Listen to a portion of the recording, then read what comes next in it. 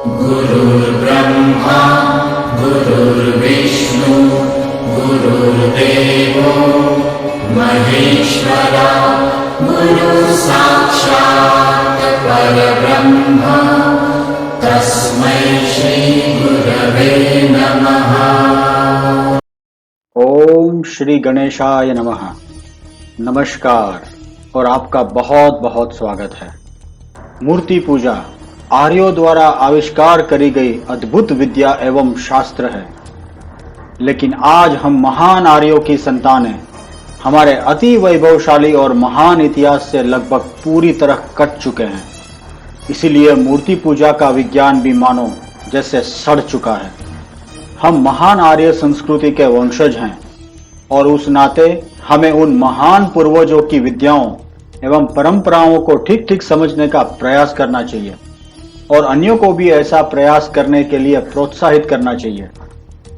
मूर्ति पूजा का शास्त्रीय महत्व, इस विषय पर हमने पिछले 5 वीडियो संस्करणों में जाना कि मूर्ति पूजा के विरोध का इतिहास क्या रहा है।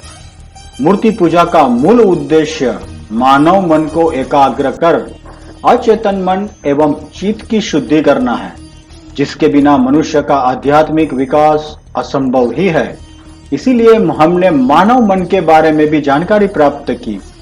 हमने मानव मन का स्वरूप, मानव मन के गुण धर्म एवं मानव मन को दुर्बल बनाने वाले परिबलों इत्यादि विषयों पर भी विस्तृत रूप से चर्चा की। मूर्ति पूजा में ईश्वर के साकार स्वरूप की उपासना की जाती है, इसलिए हमने ईश्वर के साकार एवं निराकार और सगुण एवं निर्गुण रूपों की भी चर्चा की। साकार ईश्वर के पूजन में भी ईश्वर का मानवीय रूप ही क्यों सर्वोत्तम माना जाता है, इस विषय पर भी हमने पिछले वीडियो प्रकरणों में चर्चा की।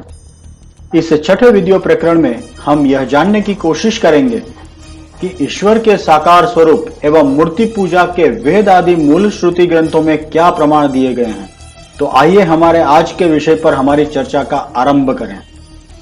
पवित्र वेद स्वयं स्थूल उपासना का प्रतिपादन करते हैं। वेदों में अग्नि, वरुण, इंद्र, सूर्य आदि देवों की उपासना से संबंधित सैकड़ों मंत्र उपलब्ध हैं। ऋग्वेद के मंत्रों में तो उल्लेख मिलता है कि अग्नि उपासना से मनुष्य का कल्याण होता है। अग्नि उपासना के बिना मनुष्य का आध्यात्मिक विकास असंभव है। अग्नि उपासक के हृदय में परमात्मा का तेज प्रकाशित होता है।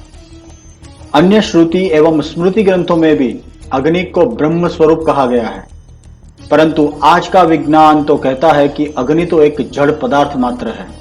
इस जड़ अग्नि के माध्यम से चैतन्य स्वरूप ईश्वर की प्रसन्नता करने में साधक को कैसे सफलता प्राप्त हो सकती है। लेकिन पवित्र वेदों में उल्लेख है कि अग्नि स्थूल पदार्थों को सूक्ष्म बनाकर देवताओं को अर्पण करती है। ठीक उसी तरह मूर्ति पूजा भी साधक की पवित्र भावनाओं को उदात्त बनाकर इष्ट देव तक पहुंचाती है। इन दोनों विषयों में कुछ भी अंतर नहीं है। यदि अग्नि उपासना वैदिक है तो मूर्ति पूजा भी वैदिक है, ऐसा हमें मानना पड़ेगा। वेद तो स्वयं मूर्ति पूजा का प्रतीक दृष्टिगोचर होते हैं, क्योंकि वेदों की तो ईश्वर के शब्द, ईश्वर से प्राप्त ईश्वर के ज्ञान के स्वरूप में उपासना की जाती है। आज का विकसित विज्ञान भी यह स्पष्ट रूप से कहता है कि हर पदार्थ में एक ऊर्जा यानी शक्ति होती है। कुछ अणु को, जैसे कि यूरेनियम आदि रेडियो एक्टिव तत्वों को फोड़कर प्रचुर मात्रा में ऊर्जा प्राप्त करी जा रही है और भविष्य में और भी बहुत सारे अणुओं को फोड़कर ऊर्जा प्राप्त की जा सकती है। उसी ऊर्जा या शक्ति को तो आध्यात्म में चैतन्य कहा गया है। तो इस प्रकार ऊर्जा या कहें शक्ति या फिर कहें चैतन्य तो हर अणु अणु में व्याप्त है। तो फिर पाषाण की ईश्वर मूर्ति में वो चैतन्य क्यों नहीं हो सकता। पवित्र वेद साकार पूजन एवं मूर्ति पूजा के विषय में कई सारे मंत्रों के द्वारा अपना मत बहुत ही स्पष्ट रूप से प्रकट करते हैं। हम इस वीडियो में 10 ऐसे ही वैदिक मंत्रों, उनके शब्दार्थ और उनके भावार्थ के माध्यम से इस विषय को समझने का प्रयास करेंगे। ओम त्र्यंबकं यजामहे सुगंधिं पुष्टिवर्धनम उर्वारुकमिव बंधनान् मृत्योर्मुक्षीयमामृतात्। ऋग्वेद के 7वें मंडल के 59वें सूक्त का यह 12वां श्लोक, जिसका शब्दार्थ इस प्रकार है। ओम, जो प्रणव स्वर है, त्र्यंबकम, पृथ्वी, अंतरिक्ष, पाताल एवं सत्व, रजत, तमस एवं सूर्य, चंद्र, अग्नि रूपी त्रिनेत्र वाले रुद्रदेव महादेव शिव यजामहे अर्थात पूजा करते हैं। सुगंधिम, दिव्य गंध से युक्त, पुष्टिवर्धनम यानी भौतिक एवं आध्यात्मिक पुष्टि बढ़ाने वाले हैं। उर्वारुकमीव यानी कि पके हुए खरबूजे के फल के समान। बंधनान अर्थात अपने बंधन से। मृत्यो यानी मृत्यु, अपमृत्यु व संसार के जन्म मरण के फेरे। मुक्षीय मतलब मुक्त करें। मां अर्थात नहीं। अमृतात यानी अमृत से। अब इस मंत्र का अगर हम भावार्थ समझे तो वो कुछ इस प्रकार से होता है। त्रिनेत्र वाले रुद्र महादेव, महाकाल, शिव जो दिव्य गंध से युक्त हैं, जो हमें धन, धान्य, संपत्ति, स्वास्थ्य और ऐसे अनेक भौतिक पदार्थों और आध्यात्म विद्या से पुष्ट करने वाले हैं, हम उनकी पूजा करते हैं। वह हमें मृत्यु, अपमृत्यु व संसार के जन्म मरण के बंधनों से ऐसे मुक्त करें जैसे कि एक पका हुआ खरबूजा अपनी शाखा से मुक्त हो जाता है, किंतु वह ईश्वर हमें अमृत यानी दिव्य ज्ञान, ब्रह्म ज्ञान, कल्याणकारक ज्ञान, स्वर्ग, मोक्ष और परब्रह्म से वंचित ना करें।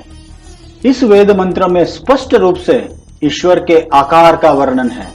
ईश्वर को इस मंत्र में त्रिनेत्र यानी 3 आंख वाला ईश्वर के रूप में वर्णित किया गया है। यह ईश्वर का साकारत्व ही तो दर्शाता है। आइए एक और वेद मंत्र को लेते हैं। ये शुभ्रा घोर वर्पसः सुक्षत्रासो ऋषादसः मरुद्भिरग्नि आगहि। ऋग्वेद के पहले मंडल में 19वें सूक्त का यह 5वां मंत्र, जिसका शब्दार्थ कुछ इस प्रकार से है। ये अर्थात जो, शुभ्राः अर्थात सुशोभित रूप वाले, घोर वर्पसः अर्थात घोर रूप वाले, सुक्षत्रासः सुशासन करते हुए यानी पवित्र लोगों का रक्षण करने वाले, ऋषादसः अनिष्टकारी शत्रुओं का नाश करने वाले, मरुत यानी 49 मरुत गण या फिर वायुदेव, अग्नि यानी अग्नि स्वयं अग्निदेव, आगहि अर्थात प्रकट हो। इस मंत्र का भावार्थ हम इस प्रकार से समझ सकते हैं। ये जो घोर एवं सुशोभित रूप धारण करने वाले हैं, जो सुशासन करते हुए पवित्र लोगों का रक्षण करने वाले हैं और जो अनिष्टकारी शत्रुओं का नाश करने वाले हैं, वह अग्निदेव आप समस्त मरुदगणों के साथ यहां आकर प्रकट हो जाएं। इस मंत्र में अग्निदेव को घोर वर्पसः अर्थात घोर रूप धारण करने वाले के रूप में वर्णित किया गया है। यह ईश्वर का साकारत्व ही तो दर्शाता है।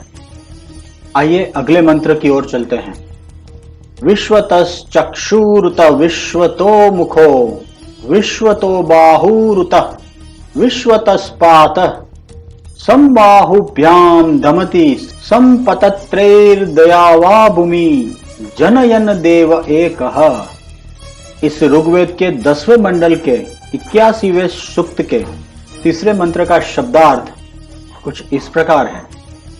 विश्वतः चक्षुः सर्वत्र व्याप्त नेत्र वाले सर्वद्रष्टा, उतः और विश्वतः मुखः अर्थात सर्वत्र व्याप्त मुख वाले, सर्व विद्या के ज्ञान कथन करने वाले, विश्वतः बाहु सर्वत्र व्याप्त भुजाओं वाले, सर्वशक्तिशाली, उत और विश्वतः पात सर्वत्र व्याप्त सर्वव्यापी, बाहुभ्याम भुजाओं से, बल पराक्रम से, संघमति ब्रह्मांड का संचालन करने वाले, ब्रह्मांड का नियमन करने वाले, पतत्रेह अर्थात अपनी दिव्य शक्तियों से, दयावा भूमि जनयन द्युलोक पृथ्वीलोक समस्त जगत क्या उत्पत्ति का हेतु एक देव, एक ही वह शासक परमात्मा है।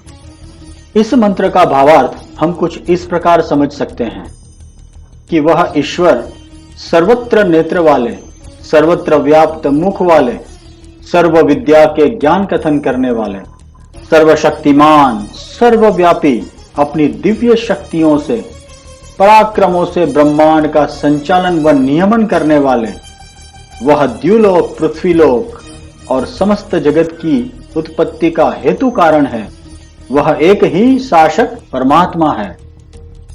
हम देख सकते हैं कि इस मंत्र के अंदर भी ईश्वर के बहुत सारे नेत्र, बहुत सारे मुख, बहुत सारे हाथ, ऐसे एक आकार वाले परमात्मा का वर्णन किया गया है।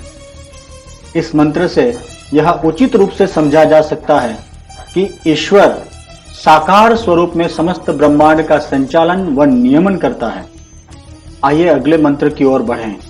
अगला मंत्र ऋग्वेद के 10वें मंडल के 90वें सूत्र का पहला मंत्र है। यह मंत्र यजुर्वेद में भी 31वें अध्याय का पहला मंत्र है और साथ साथ यह मंत्र अथर्ववेद में भी पाया जाता है। अथर्ववेद में यह मंत्र 19वें कांड के 3रे सूक्त का पहला मंत्र है। यह मंत्र कुछ इस प्रकार से है। सहस्त्र शीर्षा पुरुषः सहस्त्राक्ष सहस्त्रपात स भूमिं विश्वतो वृत्वा अत्यतिष्ठा दशांगुलम। इस मंत्र का शब्दार्थ कुछ इस प्रकार से है। सहस्त्र शीर्षा, असंख्य शीर वाले, पुरुषः यानी सब जगत में व्याप्त पूर्ण परमात्मा, सहस्त्राक्ष अर्थात असंख्य चक्षु वाला, सहस्त्रपात यानी असंख्य गति वाला, सह अर्थात वह, भूमिम यानी ब्रह्मांड को, विश्वतः अर्थात सब ओर से, वृत्वा यानी व्याप्त होकर, अत्यतिष्ठत अर्थात अधिक रहता है, दशांगुलम यानी 10 उंगलियां। इस मंत्र का भावार्थ हम इस प्रकार से व्याख्यायित कर सकते हैं कि असंख्य शीर वाला, असंख्य चक्षु वाला, असंख्य गति वाला जो समस्त ब्रह्मांड को सब ओर से व्याप्त होकर भी 10 उंगलियों से अधिक रहता है, यानी ईश्वर 10 उंगलियों से ब्रह्मांड का निरंतर विस्तरण करता है, वही सर्वशक्तिमान पूर्ण परमात्मा है। इस मंत्र में भी हम देख सकते हैं कि ईश्वर का साकार स्वरूप जो है वो वर्णित किया गया है। आइए एक और वेद मंत्र लेते हैं। सहस्त्रस्य प्रमासी सहस्त्रस्य प्रतिमासी सहस्त्रस्योन्मासी सहस्त्रोसी सहस्त्रायत्वा। यजुर्वेद के 15वें अध्याय के 65वें मंत्र का शब्दार्थ कुछ इस प्रकार से है। सहस्त्रस्य प्रमासी, उस ईश्वर के अनेकों प्रमाण हैं। सहस्त्रस्य प्रतिमासी, ईश्वर की अनेकों प्रतिमाएं हैं। सहस्त्रोयोन्मासी, ईश्वर के अनेक मापन हैं। सहस्त्रोसी, ईश्वर असंख्य पदार्थों से युक्त है। सहस्त्रायत्वा, ईश्वर असंख्य पदार्थों में है। इस मंत्र का भावार्थ कुछ इस प्रकार से व्यक्त किया जा सकता है। उस ईश्वर के अस्तित्व के अनेकों प्रमाण हैं, ईश्वर की अनेकों प्रतिमाएं हैं, ईश्वर के अनेक मापन हैं, ईश्वर असंख्य पदार्थों से युक्त है और ईश्वर असंख्य पदार्थों में भी व्याप्त है। इस मंत्र में भी हम देख सकते हैं कि वेद बहुत ही स्पष्टता से ईश्वर की अनेकों प्रतिमा है ऐसा करके प्रतिमा स्वरूप में ईश्वर का वर्णन करता है। आइए अगले मंत्र की ओर बढ़ें। यह मंत्र यजुर्वेद के 16वें अध्याय का दूसरा मंत्र है, जो कि इस प्रकार है। या ते रुद्र शिवा तनूर घोरा पापकाशिनी तया नस्तनुवा शंतमया गिरिशंता भी चाकशिही। इस वेद मंत्र का शब्दार्थ कुछ इस प्रकार है। या अर्थात जो, ते अर्थात वो, रुद्र अर्थात दुष्टों को भय प्रदान करने वाला और श्रेष्ठों के लिए सुखकारी, शिवा यानी कल्याणकारी, तनु हूं अर्थात देह धारण करने वाला, अघोरा यानी जो घोर उपद्रव से रहित है। आपाश काशिनी त्यापाप काशिनी अर्थात सुंदर एवं विचित्र रूप से प्रकाशित। तया अर्थात वो, नह अर्थात हमें, तन्वा अर्थात देहधारियों को, शंतमयेति शमंतमया अत्यंत सुख और आनंद प्राप्त कराने वाला। गिरिशंतेति गिरिशंता सत्य उपदेश से सुख पाने और प्रदान करने वाला। अभि अर्थात अभय प्रदान करने वाला। चाकशीही अर्थात दुर्वृत्तियों को नाश करे। इस मंत्र का भावार्थ हम कुछ इस प्रकार से समझ सकते हैं। जो वो ईश्वर दुष्टों को भय देने वाला और श्रेष्ठों के लिए सुखकारी है, जो कल्याणकारी देह धारण करने वाला है, जो घोर उपद्रव से रहित है, सुंदर एवं विचित्र रूप से प्रकाशित है, वो हमें अत्यंत सुख और आनंद प्राप्त कराने वाले सत्य उपदेश प्रदान करें और अभय प्रदान करके हमारी दुर्वृत्तियों का नाश करें। इस मंत्र में भी वेद बहुत ही स्पष्ट रूप से ईश्वर को कल्याणकारी देह धारण करने वाला इस रूप में साकारित स्वरूप में वर्णित करते हैं। आइए एक और वेद मंत्र को देखें। यह वेद मंत्र अथर्व वेद के तीसरे कांड के 10वें सूक्त का तीसरा मंत्र है। यह मंत्र इस प्रकार से है। संवत्सरस्य प्रतिमां याम त्वा रात्रुमुपास्महे सा न आयुष्मतिं प्रजां रायस्पोषेण संसृज। इस मंत्र का शब्दार्थ हम इस प्रकार से कर सकते हैं। संवत्सरस्य अर्थात वर्ष, साल जिसको हम इंग्लिश में ईयर कहते हैं। प्रतिमा यानी प्रतिमान, मूर्ति। याम त्वा जिसे, तुझे। रात्रि यानी कि रात्रि देवी के रूप में। उपासमहे उपासित करते हैं। सा यानी वह तू, न हमारी। आयुष्मतिम प्रजाम दीर्घ काल तक जीवित रहने वाली संतानों को। रायस पोषेण अर्थात धन वैभव से पोषित करते हुए। समसृज ऐक्य बनाकर साथ रखें। इस मंत्र का भावार्थ कुछ इस प्रकार से समझा जा सकता है कि संवत्सर यानी वर्ष या साल की प्रतिमान मूर्ति जिसे रात्रि देवी के रूप में हम उपासित करते हैं, वह तू हमारी दीर्घ काल तक जीवित रहने वाली संतानों को धन और वैभव से पोषित करते हुए ऐक्य बनाकर साथ रखें। इस मंत्र में भी वेद रात्रि देवी का प्रतिमा के रूप में, मूर्ति के रूप में आवाहन करके उनकी उपासना करते हैं और उनसे प्रार्थना करते हैं। तो इस मंत्र से भी यह प्रमाणित किया जा सकता है कि वेद के अंदर में प्रतिमा पूजन एवं साकार ईश्वर के उचित प्रमाण पाए जाते हैं। आइए एक और मंत्र लेते हैं। यह मंत्र भी अथर्ववेद के 10वें कांड के 8वें सूक्त का 27वां मंत्र है। यह मंत्र कुछ इस प्रकार है। त्वं स्त्री त्वं पुमानसी त्वं कुमार उत वा कुमारी त्वं जीर्णो दंडेन वच्चसी त्वं जातो भवसि विश्वतो मुखः। इस मंत्र का शब्दार्थ हम कुछ इस प्रकार कर सकते हैं। त्वं स्त्री तू स्त्री है। त्वं पुमान असि तू पुरुष है। त्वं कुमार यानी तू कुमार है। उत वा कुमारी अथवा कुमारी भी है। त्वं जीर्णो तू जीर्ण होता है। दंडेन वच्चसी लाठी के सहारे से गतिमान होता है। त्वं जातो तू जन्म लेता है। भवसी बनाता है। विश्वतो मुखः सब और मुख वाला। इस मंत्र का भावार्थ हम इस प्रकार से समझ सकते हैं कि हे ईश्वर परमात्मा या फिर जीवात्मा, तू स्त्री स्वरूप है, तू पुरुष स्वरूप है, तू सुकुमार अथवा कुमारी भी है, तू जीर्ण होता है और लाठी के सहारे से गतिमान होकर चलता है, तू जन्म भी लेता है और विकसित भी होता है। वह केवल एक ईश्वर ही है जो सब और व्याप्त है।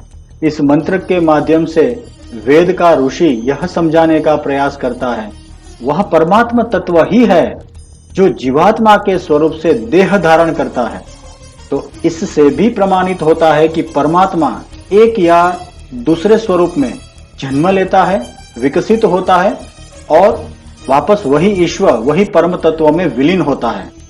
तो यहां से भी ईश्वर का साकारत्व का सिद्धांत प्रस्थापित होता है। आइए अगले मंत्र की ओर आगे बढ़ें।